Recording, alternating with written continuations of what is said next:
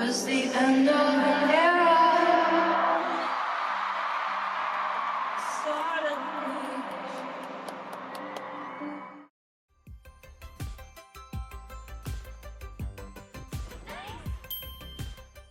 Hello guys, welcome back. It's Nena. Today I'm coming to you with an impromptu emergency video because the Eras Tour documentary is real. What? I know that we all thought this was going to happen, but like I think we clowned for so long that I actually didn't know if it was going to happen, and I totally slept through the announcement.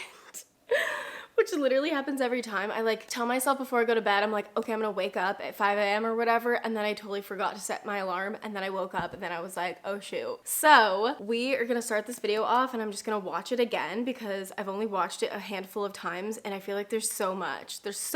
I literally can't believe this. Like, we've got the docuseries, so it's not just a documentary, it's a docuseries, which makes a lot of sense because obviously the tour was so long. That would be really hard to put into just like a 2-hour documentary. And so the fact that they've got 6 whole episodes, I'm so excited. And then also the final show in Vancouver, but also it's not just the final show, it's the final 3 shows, which means I was there. Like, is this not full circle? The fact that I was technically in the first Eras Tour film for a millisecond, and I doubt that I am remotely gonna be in this one at all. In the crowd, I will be, because I was not on the floor in Vancouver, but oh my god, what a full circle moment, and I'm so excited to see the Tortured Poets department set in HD. Like, it's gonna be so good. I'm so excited. Okay, let's watch it. Oh, and it's gonna be on Disney Plus. Phenomenons.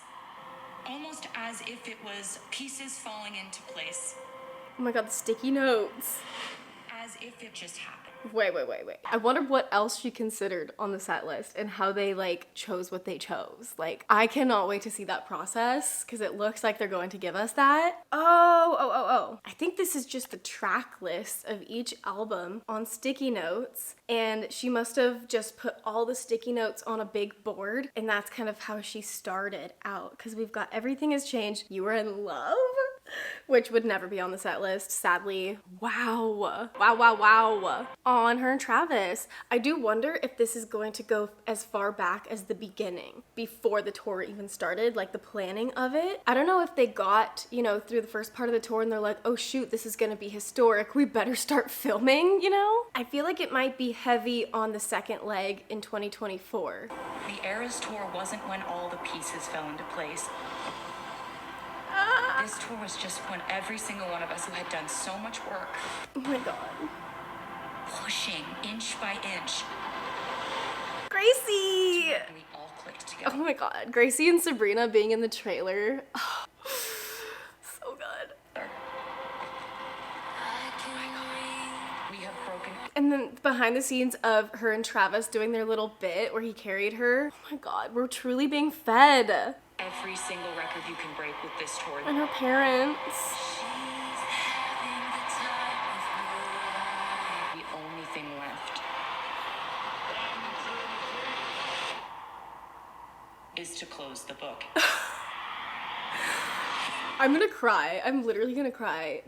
She's like actually bookending this era's era so directly. Like, this is the finite end of the Eras Tour. Like, I think this is the closure that everybody needed, truly. And by everybody, I mean me specifically. The end of an era! This is not the title I thought she was gonna go with. I thought she might do like The Life of a Showgirl Behind the Curtain or something like that, but I think she's kind of not separating this from the new era, but like choosing something that more accurately describes what this is, which is the end of one of the greatest eras to ever happen and the greatest tour of all time. And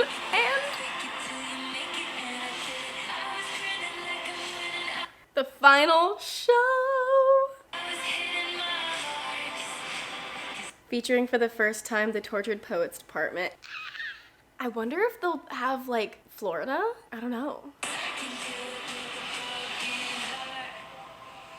December 12th, of course. Of course, because I think that was one of the Easter eggs in the pop-up, was that the little suitcase said 12/12. And I had said Taylor is not against releasing something near her birthday. I mean, she released Evermore like 2 days before her birthday. And I was thinking this is so on brand for her to release this the day after Evermore came out on, I think it came out on December 11th. This is December 12th. And so, you know, Folklore gets a whole like happy birthday anniversary thing. And once again, I feel like Evermore is just gonna be overlooked by this.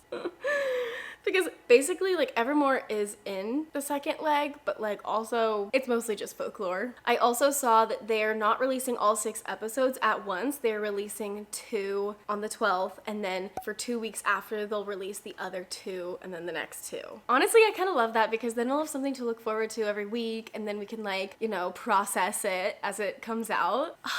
And I love this last scene of her like running the bath and then like literally using a makeup wipe and ripping off her eyelashes. Like, that is so funny. And the fact that Taylor Swift is just like using a makeup wipe, I don't know why that like sends me, because like it's so relatable. It's like you're just, once you get back to your room or your hotel and you're just like, you know, that was us every night after the Eras tour too. So it is just funny. Down, that's about tons of TV. I get room service in bed. I signed a box of 2,000 CDs.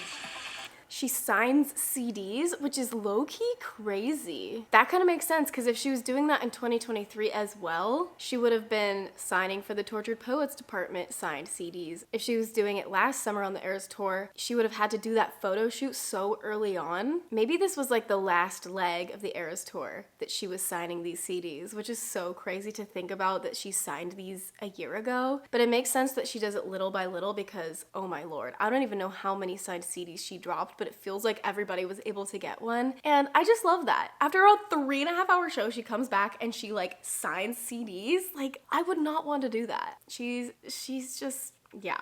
And then I'm tired. And then we do the whole thing again. And then I'm tired, and then I do the whole thing again. Like, oh my gosh, I'm so excited. Like, this is so fun. This is her caption for the post. It was the end of an era, and we knew it. And she sings that in Long Live, so we're gonna get the Long Live New Year's Day, the Manuscript, like, in HD. It was the end of an era. I'm not well. We wanted to remember every moment leading up to the culmination of the most important and intense chapter of our lives, so we allowed filmmakers to capture this tour and all the stories woven throughout it as it wound down, and to film the final show in its entirety. The Eras Tour, the final show featuring the entire Tortured Poets department set and the first 2 episodes of The End of an Era, will be yours December 12th. Okay, so they are posting the entire thing that day. Looking at this caption, it's interesting because, you know, because of the Ticketmaster war and everything, they knew that this was going to be a very, very big deal, big tour. Like, what is she going to do? So it makes sense that they would want to film it. But the way that she says, woven throughout it as it wound down. So it sounds like they more ramped up the documentary filming towards the end of the tour. So it should be so interesting. Like, I'm so excited. I want to know how she chose the set list. I want to see, obviously, like, how she rehearsed this and how she, like, warmed up. I want to see her running on the treadmill for 3 hours singing. I want to see, like, her training. What does she eat in a day to maintain that amount of energy? Like who does her hair and makeup? And, like, just in the outfits, does she do, like, costume fittings? How did they choose what color lights to put on? I wonder what other types of behind the scenes stuff we're going to get, you know? Like, are we gonna see like how she spends her day off? Are we gonna see her in the studio making the life of a showgirl? Or, you know, like, there's just so much that could be in this. How she does the mashups. I want to see how she picks up the guitar and chooses songs, or if she has a running list that she thinks of, and like how does she rehearse it? And oh my gosh, there's so many things I want to know. How does she choose what color outfits she wants to do that night? I have so many questions. but I love that we're going to see, you know, like as soon as she gets off the stage, what's her life like, you know what I mean? And we got a taste of that on the I Can Do It With a Broken Heart music video, and so I think that was our first taste of the footage that they got for this documentary. Oh my gosh, which means they've had this sitting in the drafts for like a year, which is so crazy to me because we all thought this was going to be announced or happen at the end of the Eras tour or like very soon after it. In reality, like I think they just wanted to give time and then also like introduce this new era, and then with the launch of The Life of a Showgirl, put an end to the chapter on the Eras tour, you know? Because this album I think is the bookend for her, because obviously in the very last part of the song The Life of a Showgirl, it's the crowd and she's saying thank you, like give it up for the, you know, the band and the dancers and good night. I think that is her way of closing the chapter on the Eras tour, and it's so sad.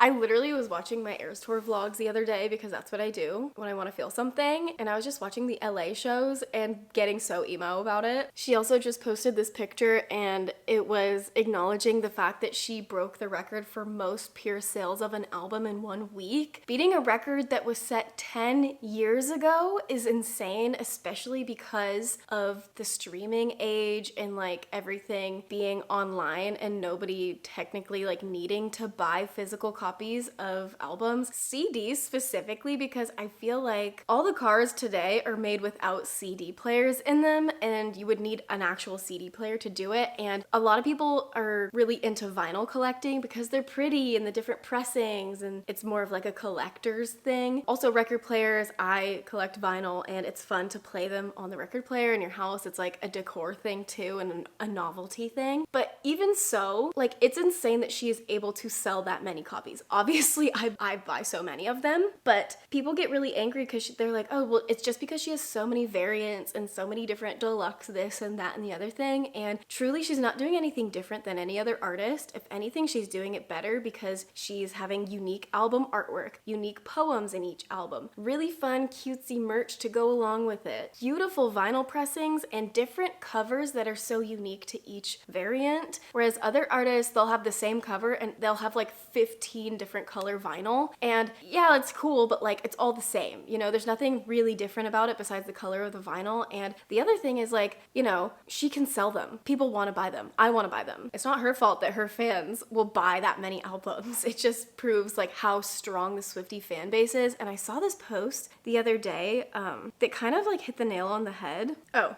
this one right here. You can use a lot of different words to describe them, and people of all opinions do, but of all the records and all the awards, this one is representative of one thing. Swifties are unequivocally the most impactful fan base ever assembled in music, and I just feel like this proves it. Ugh.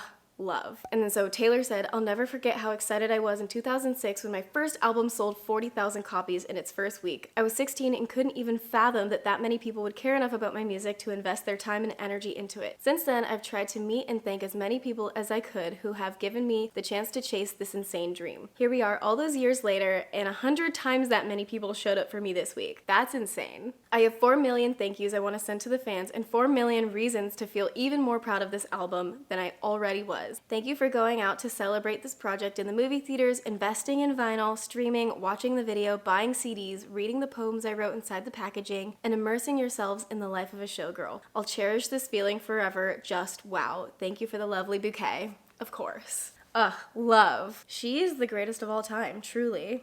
What a day, honestly. So yeah, I just wanted to come on here and talk about it because I'm just like, I'm so excited. This is everything that we've manifested and wanted, and how lucky are we that we have an artist that we're a fan of that takes into account the things that we want to see from her, and she knew that we would absolutely love this, and that's why she did it, and it's just so historic, truly. I'm literally out of town right now, but I absolutely needed to talk about it. So in the comments, please let me know what your predictions are for behind the scenes, what you would love to see, literally just any comments you have about this announcement, and maybe if there was any Easter eggs that we missed in retrospect that led towards this. I know that we like have just been clowning and talking about this for so long that there probably is a lot of Easter eggs that she dropped about this, but all that to say, I'm so excited for this. I will definitely be having a little watch party on December, let's see, I don't know if it'll come out at midnight on December 11th. It doesn't say at midnight, but fingers crossed it comes out at 9 p.m. West Coast time so I could watch it early. But yeah, wow, the end of an era. I can't believe it.